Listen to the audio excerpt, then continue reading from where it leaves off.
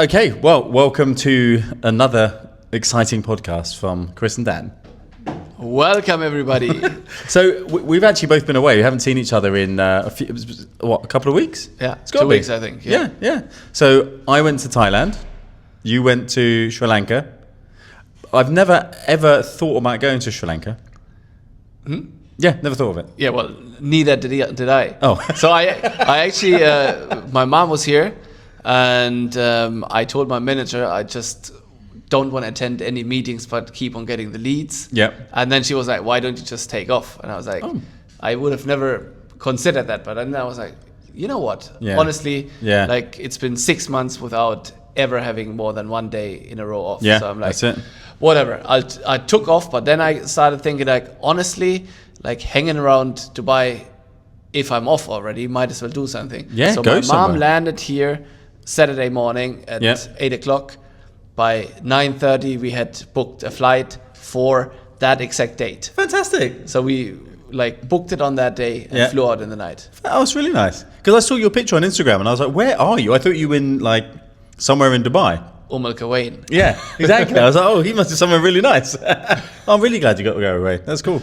Was it nice? It was super nice. It was so good. Like completely disconnecting from everything. Yeah. Like just like I literally was like staring at the sea for hours. So exciting, yeah. Wow, that sounds great. No, I've got to say, getting away is always good. Like it's such a, and I don't realize this particular holiday was probably my favorite holiday I've ever been on, because it was. We packed it full. Every day we did stuff like riding scooters, going to see different things. We were in Bangkok for a couple of days, which is crazy, which is like an amazing city, but a bit much. Like more than 2 days there, it was too much for me. Okay.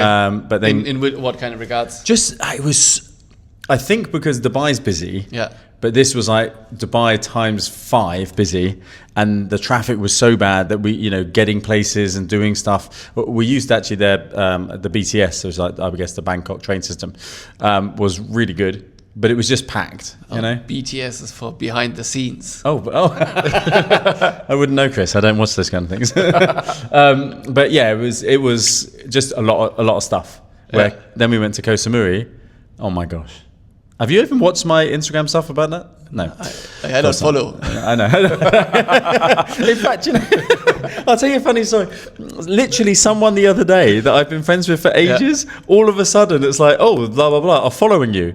I thought, what a dick. I think I've been following you for ages. Huh? Anyway. Come on, calm down. Probably that person unfollowed you at some point because That's even worse. now this guy is trying to like push a stupid mortgage. This is someone I've known for like 10 years. But it is like that. They sometimes, like for example, the other day I've seen that as well. Like some ex-girlfriend of a friend of mine tried to send me a scam. So her account got hacked. Yeah. And then I recognize she doesn't even follow me. Like, what the fuck is that? What a dick.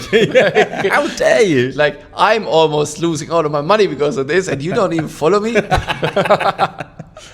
Well, I also, quite embarrassingly, I'll share this with you now because I know no one's watching, I bought the blue tick thing. Did you? Yeah. So everybody knows this account with the 300 followers is actually you? 500 followers. Okay, sorry. Yeah, but as soon as I got it, Pfizer's like, why have you... Now everyone just thinks you're an idiot. Like, you're not famous. You've just got a blue tick. I'm like, now you're so official. First, I'm coming in here and you present your new business card. That's right. With bold letters. Yep. CEO. Now you get a blue tick. That's it, man. What else is there? Now you even started a podcast. Yeah. Podcasts everywhere. So anyway, back to Thailand. Yeah, it was amazing. I'd move there. I would live on Koh Samui. I mean, as I told you, like I would be down to run some really nice scam and live in Thailand. You heard it here first, guys. Chris would like to run a scam. I'll send everybody the link. Yeah. Please click on this link. But you need a follow first. No, but it was the coolest place I've ever been to. Like everyone was so nice and friendly, and the beaches were beautiful. The food was amazing. The weather was sensational. It was just so cool. Did you go diving? Yep. Well, not scuba diving. Just we went snorkeling. Okay. So we took our stuff with us, and we did that. We hung out on the beach, ate loads of food. We went to, like, one night we went to this in Bangkok, like one of those the crazy things that you see, and that was something else. That was weird. I have never seen. Can I talk about that? Go ahead. Yeah, like. That podcast is going to be demonetized, I think. Yeah. No, but I've never seen actual ladyboys. Yeah. Like, I've never seen it. You know, you joke about it, you see it online and this kind of stuff, and you think, oh, but when in real, I got kind of embarrassed because I was like, when this guy was alone in the room with you. And you sneaked in $50. You're like, well, I've paid now. No, it was just the fact that seeing some and without trying to be rude or anything like that, they're very beautiful. But then your brain doesn't. Well, my brain doesn't work properly because you're like, hold on, that's not a girl, that's a guy. With it's anyway. It was all a bit strange. It looks so right, but feels so wrong. Yeah, exactly. So we went there. And then after that, Koh Samui. And Koh Samui was just like the best place. You must go and have a look. There was this one day we went to this beach, and it's in Fisherman's something or other. Anyway, really cool place. Loads of like bars and shops and restaurants and all along this bit where there's no cars and stuff. So you're just walking along, and then there's a beach area, and you sit down, and on the beach you've got these bean bags, and they come and you can order things like pizza and stuff. Just small stuff. Oh, is that where they had the fire show? Fire show. Yeah. Did you see it? Yeah, I saw it on Instagram. My Instagram? No, like some video went viral. Whatever. Anyway, it was yours. Anyway, I've never experienced anything that cool in my life. Like I was, when you're sitting on a beanbag and eating pizza. Yeah, no, watching these guys doing the fire thing. Like it was so incredible. Like they did it, and you're just like, what? Like it was amazing. See, if you would have not aborted your plan to become a stuntman, maybe right now you would be working in Thailand somewhere on the beach, spinning the fire. I would totally do that. I would move to Thailand tomorrow. I loved it that much. It was so cool. We were actually thinking like, when are we going to go back again? Nice. I'm down for that. Yeah, there you go. Come with us. Honestly, like working remotely from a place like that, that's what I was even thinking in Sri Lanka. I was like, if you can just stand up in the morning, like have your breakfast there, look on the sea, it's quiet, you're just doing your work, but then jumping into the sea, coming back. Actually, you could probably do the same thing over here, but nobody ever does. It doesn't feel like it doesn't give out this vibe, you know? I think what I love about Dubai is that when you're here, it's like, right, let's go.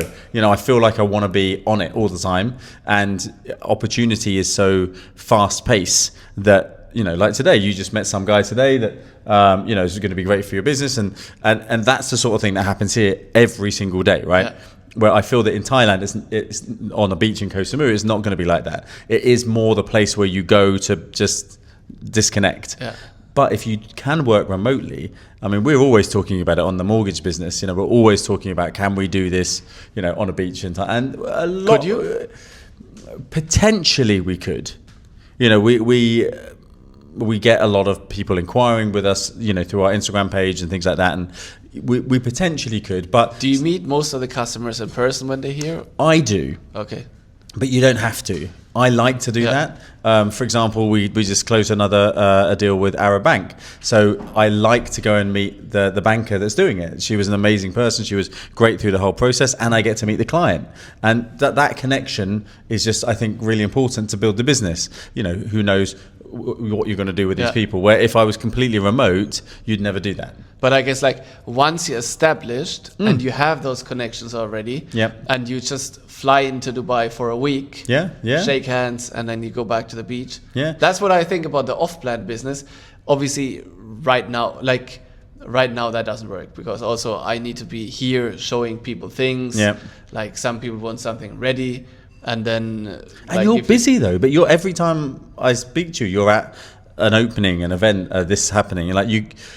It'd be impossible to be away from that. But I think once you really know what you do, and you really have all of those connections, and then you don't constant need to be clients there, because coming. In the end of the day, like those events, for example, it's nice to be there, but you can also just look at the slide. Yeah. And I think that's it, isn't it? And we talked about this before, like people in Dubai that are really successful are people that have been here for a long time. And there's no cheat way around that. Like, and to get the Dubai salary while living in Thailand, you would have to first actually be in Dubai to get that. It's not. There's no shortcuts. There's no shortcuts, and there shouldn't be shortcuts. That's great. So, but anyway, Thailand. We did think about Sri Lanka.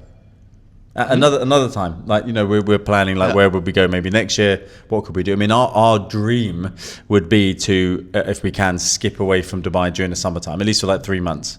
But I think Sri Lanka is not the right place for that. It's hot. Because there's the monsoon season in summer. Good. Yeah, okay. And that actually, so when my friend is from Sri Lanka, and he recommended a certain place called Weligama. Right. But then we looked up the weather, and it said thunderstorm the entire week. Right. So we Googled which of the places are not in the monsoon area, and that's when we booked that flight. It was funny because it was just my mom and me, like, Googling it and then just booking it. That's brilliant. And then we didn't tell my sister, who was in Sri Lanka last year. Right. So we sent her a picture from Sri Lanka, and then she said, "Oh, why didn't you ask me?" And we told her where we going. And then she's like, "Oh, that place is boring. I wouldn't want to stay there for 5 days." And we're like, "Okay, any advice on the place?" Then she's like, "Well, yeah, like, there's a very nice beach close by, Naveli, which is the one that we booked." Right. And she's like, "But that one, no chance you should stay there because it's super boring." Oh, and we're like, "Oh yeah, we already booked the hotel for 5 days." That's true. Yeah. But you're going for 5 days. The whole point is you want to disconnect and relax. Yeah, right? and in this case, it was actually nice that there was not that much to do, because this way you can just relax without feeling like you're missing out on something. Yeah. Like, that if you're in FOMO some of like, really vibey beach town, then you think like, "Oh, I gotta go to town in the night to see what's up. I need to see this, I need to see that."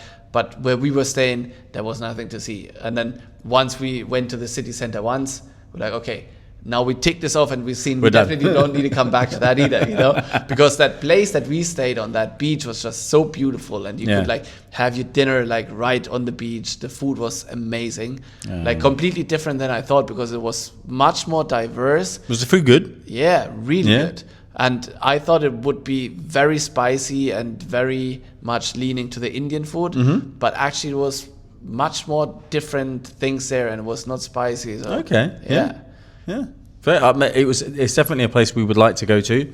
I really want to travel like that. I think being in, we're kind of in a good spot here, because you're like 5-6 hours away from pretty much anywhere you want to go to, which is pretty cool. So, did you ever say that when you were in the UK? No. Yeah, but because in the UK it's pretty much a spot where within 2 hours you can fly to 15 different countries. Yeah, but I haven't been. I lived in America for so long. Yeah, and you're nowhere. The Bahamas. Yeah, but America has got everything like right there. I mean, that's the thing. If you want to go skiing, you can. If you want to go to the beach, you can. If you want to go to the middle of the desert, you can. It's all in America. And I suppose people joke, "Oh, a lot of Americans don't have passports." Well, it's because a lot of them, you don't need to. Yeah. You can just jump on a domestic flight and be in that area. Like why would you want to fly to the Alps if you can just go to the Rocky Mountains? Yeah, exactly. And so I always laugh at that, but it is kind of anyway. Whatever. But let's not talk about America right now. It's always a bit of a tough topic at the moment. So that was cool. So Thailand, we both travelled away. That's cool. And now we're back here. And the food is cooking. And the food's cooking. Pfizer's cooking. Yeah. Should we wrap it up? Has that been 20 minutes already? 14. Oh, 14 minutes. Yeah. So do you know what I was going to talk about today? We were joking. We're like, what are we going to talk about in a podcast? And I was like, I want to talk about things that really annoy me that people do. And now I can't think of a single one that people do. That is it maybe people trying to stop a podcast just because they're hungry? No, lovely. What was that one I was telling you earlier in the car? And I was like, my God, that drives me crazy. Okay, good. We wrote it on this phone to talk about, but that's good. Oh, okay, right. So anyway, and it was so uninteresting that Pfizer didn't even remember. So good, it didn't find its way on the podcast. It's so annoying. I can't remember now because I literally was thinking about this all day. Yeah. Oh, we were just talking about all different things that drive me crazy. Things that you think people are doing, but it's annoying. I remember. Oh. Hi, Daniel. Oh, okay. This is one of them. This is when people text. And they like texting has now become this whole conversation thing. Like, but what annoys me is when someone says "Hi Dan" on a text and then they don't follow up, and it's almost like then I have to go. Then I have to go "Hi there" because I don't know who it is, and then they're like blah blah blah blah. Just put it in a text. "Hi Dan," blah blah blah blah blah blah blah. I don't want to do the backwards and forward. Or call me. It's a text message. It's but you're British, so like it's in your language pattern. I feel like it never used to be like this. To ask like, "Hey, how you doing? I'm good. How are you? I'm good. Thank you." Like, no, that is okay. So that's another thing that Okay, now we're getting me started. Now here's another thing that drives me crazy. Started as well. Now that I think about it, I absolutely cannot stand the BS. "Hi, how are you? I'm good. How are you? What have you been?" No.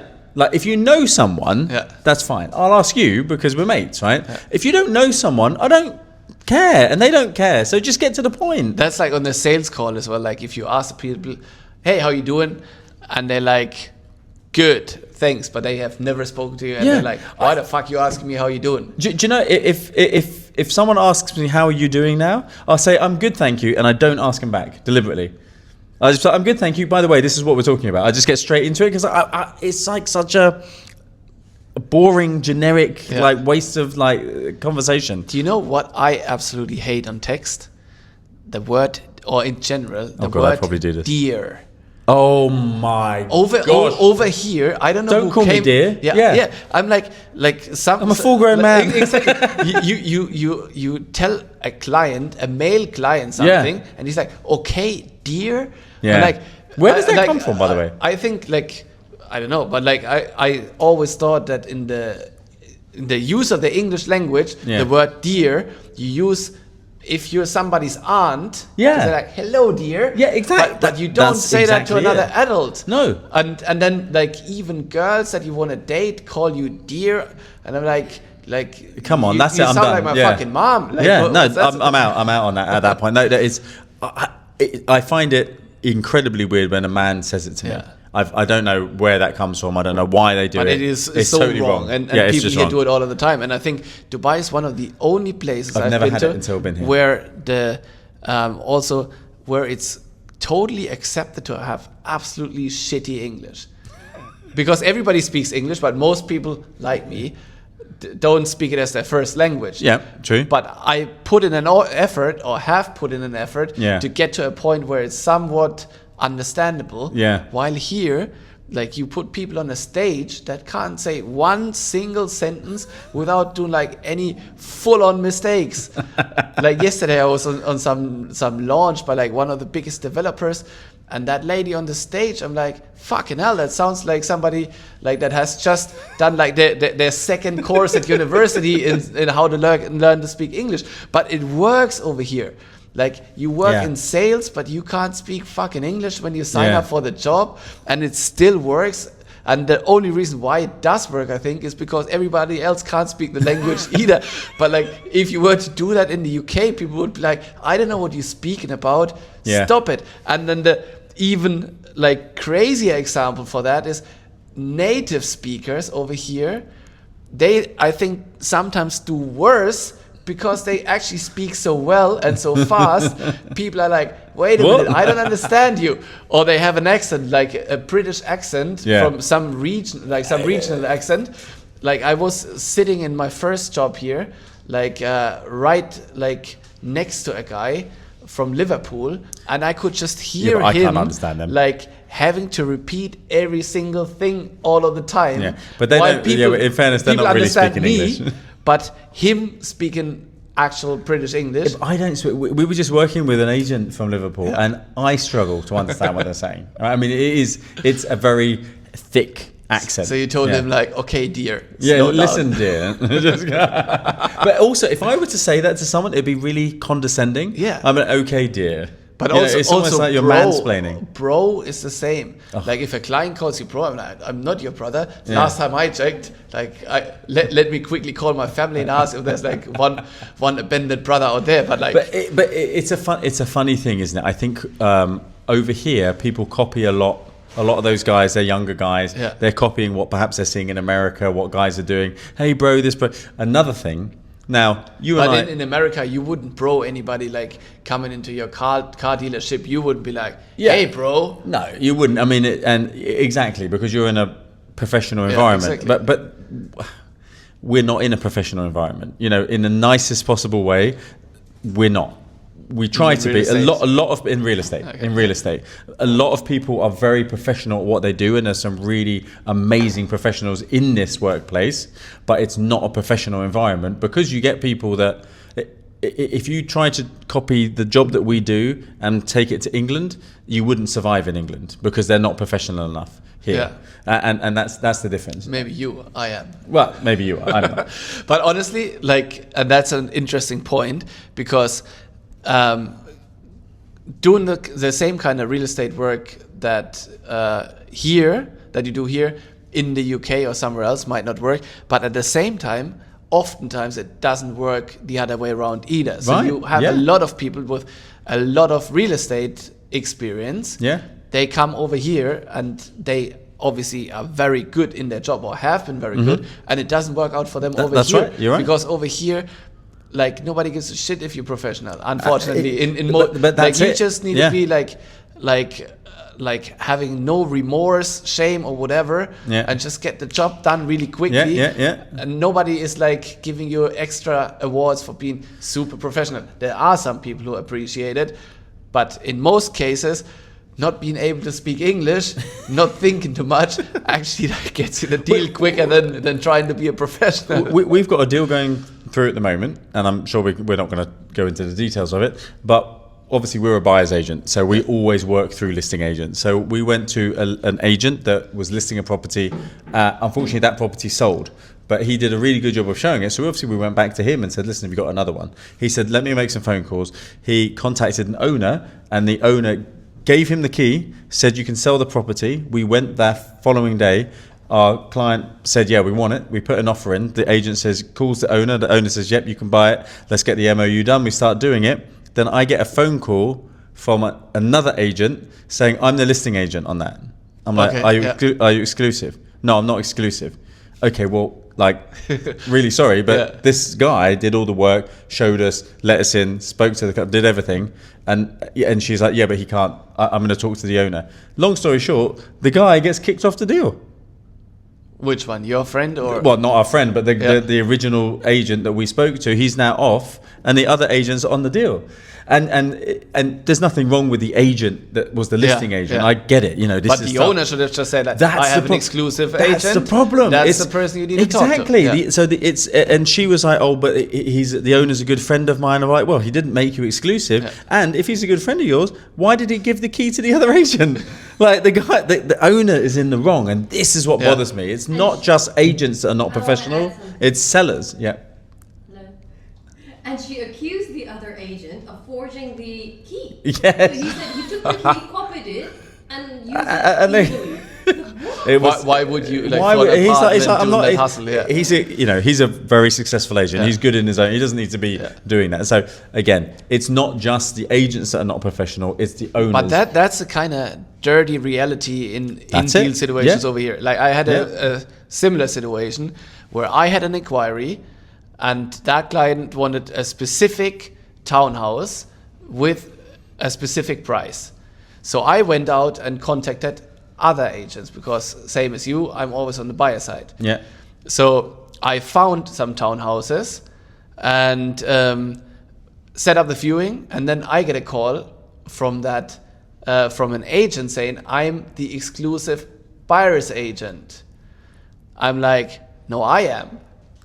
Because clearly I'm the one looking on behalf of that buyer, which is directly in contact with me, asking me to look for the places. Yeah. And then she's like, no, I'm the exclusive buyer's agent. I'm like, well, I'm not working with you because I'm already working with your client. So what's the point of you doing my job? Because I've already done the job. What? So she's like, okay, get it.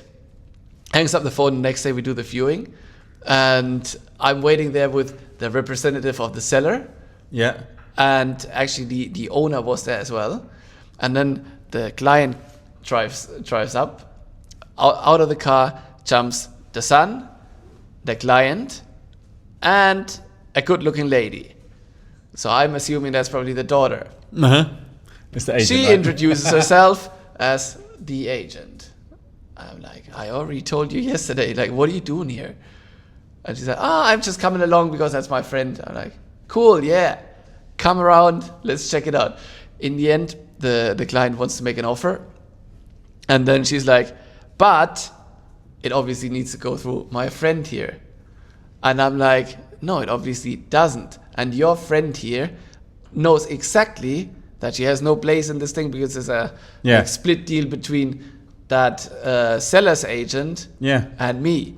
And I told this woman, I was like, if you want your friend to get that unit, just remove yourself from the scene. And you understand that damn well. And then she was like, yeah, I actually do. And then like went back into the car.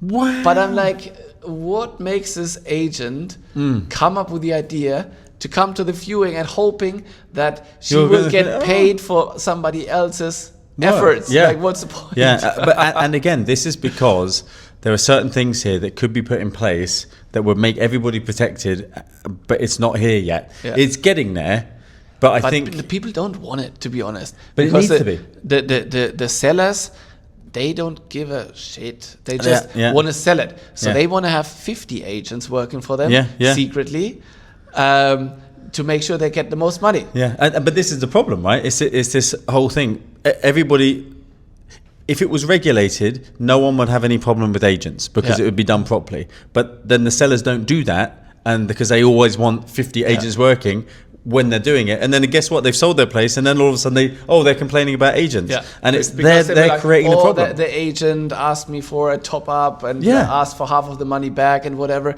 Well, and then he just took the client away, or that client never existed. Yeah, because you entertain it. Yeah, that's why agents came up with the strategy that you get taught in the very beginning of the sales training. Call and say, hey, I have a client. I've got a client from Australia who's looking to buy. Can I please list your property? You know, so you are firing that whole thing up. It's interesting because obviously in the UK and American, it works in a completely different way. Yeah. You have a real estate company and the seller comes to you and you list their property. Where over here, you're trying to chase that seller to list their property. And it's a shame. And it's kind of funny that we talk about this now because usually you shouldn't talk about those things on the internet because it kind of makes our industry look stupid. But at the same time, somebody's got to say it because everybody sees it. And everyone knows about it. As soon as you want to do, you're looking for an apartment or whatever, and you start looking, you're finding all of those weird things. Yeah. And you wonder like, oh, how come? Well, everybody knows it. Yeah. And it's not going to change if people keep on doing the same things. Yeah, exactly. You're right. It has to change. The change happens with us. Oh, one last thing. Do you know one thing that they don't do here, which drives me crazy? Inspections on properties, ready properties. We did a property the other day. There's a big leak in the ceiling. So now it has to be fixed, right? Yeah. It's not a big deal, but if that buyer bought it and moves in, the first day they move in into their brand new home that they've just bought the first time, and there's a leak in the ceiling. And you wake up thinking it's raining. Yeah, it's raining in Dubai. How upset are they going to be? I don't understand why people don't spend a couple of $1,000 dirham and get an inspection on a property. It takes an hour, 2 maximum. These silly things. Anyway, that's enough. We seem to vent it on a little bit there. From this like relaxed holiday nice, mode, relaxed Thailand, right back into like being angry about work. Well done. So anyway, we love our work. Let's calm down again. We calm it down, relax, have something to eat. But yes. Okay. Thanks, guys. Thanks for watching. Any questions, by the way, about real estate or anything, you're more than welcome to reach out to us. See you next time. Bye.